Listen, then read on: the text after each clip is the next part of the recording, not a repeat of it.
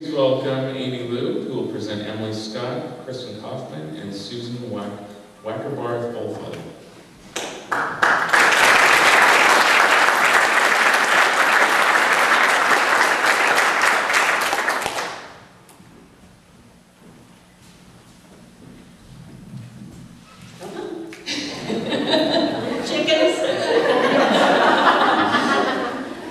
Emily Scott's Fade from Red is a sophisticated, stylistically challenging novella reminiscent of Marguerite Duras' The Lover.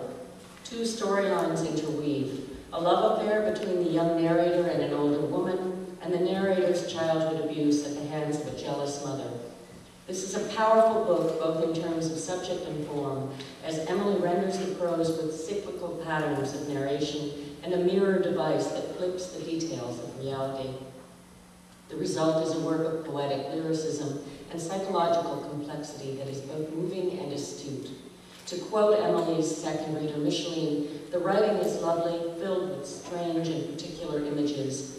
It is a book which takes risks as it seeks to understand the myriad painful difficulties of human relations, but in the beautiful language of literature. Bravo, Emily.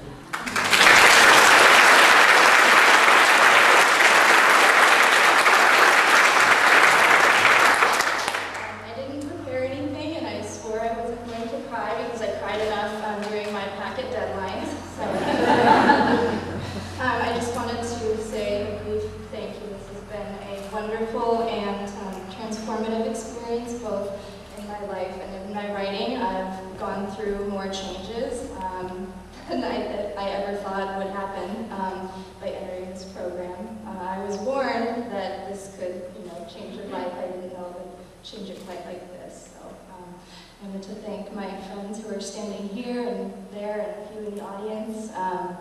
Lisa, who's back there, and my wonderful advisors, Micheline and Elena and Amy. So thank you all.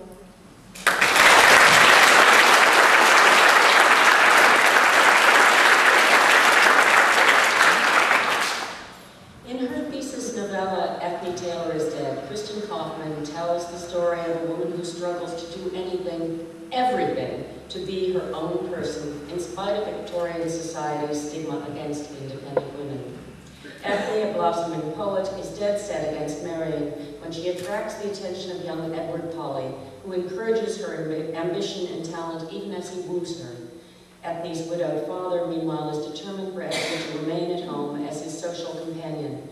The more that Ethne defies him, the more controlling her father becomes, gradually revealing a violent streak that forces Ethne and Edward to defend each other's dreams by turning the conventions of their era inside out. Kristin's thesis speaks to the hidden lives of writers and women alike who yearn to be true to their authentic selves. It plays with archetypal ideas of love and art with great inventiveness and style. Congratulations, Kristin.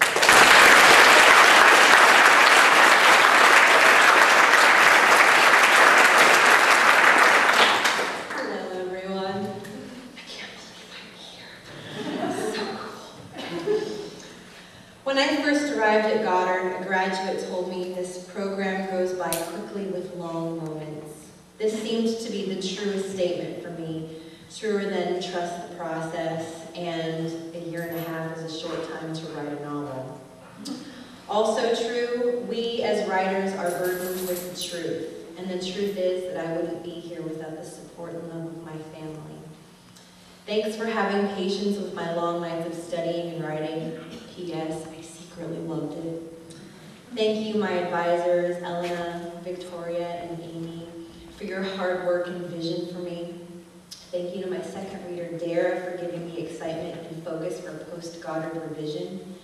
Thank you to my roomies, Eve and Holly, for being my comrades and bright stars. Someone told me that if I didn't get anything out of grad school, I should at least walk away with 2 excellent friends.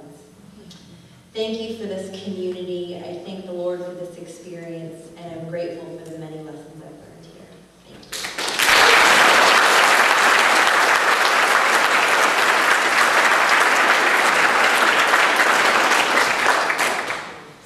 Susan Wackerbarth's novel, No Place Like Home, tells the rollicking tale of a local theater production of The Wizard of Oz in in Hilo, Hawaii.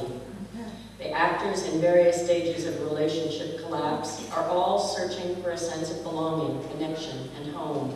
Thus, the play's characters' quest for an answer in Oz to their heart's desires mirrors the quest of the actors in Emerald Green, Hawaii.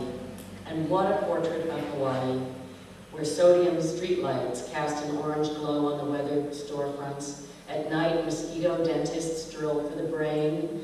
Koki frogs chirp and ping in a deafening chorus like tiny demented bells. I think many of you will remember this from the reading we just heard. Soon a dog is found shaved. A mother is dropping off meth while rehearsing for the role of the witch, and a veteran is haunted by the strange energy source coming from the bowels of the theater.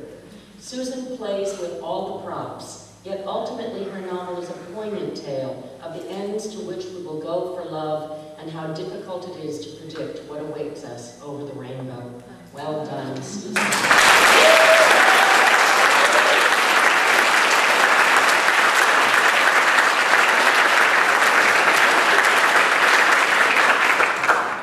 I may not be able to read my scribbled notes, but that's how I roll. I have to warn you that my speech has a superlative alert, so forgive me, I know better.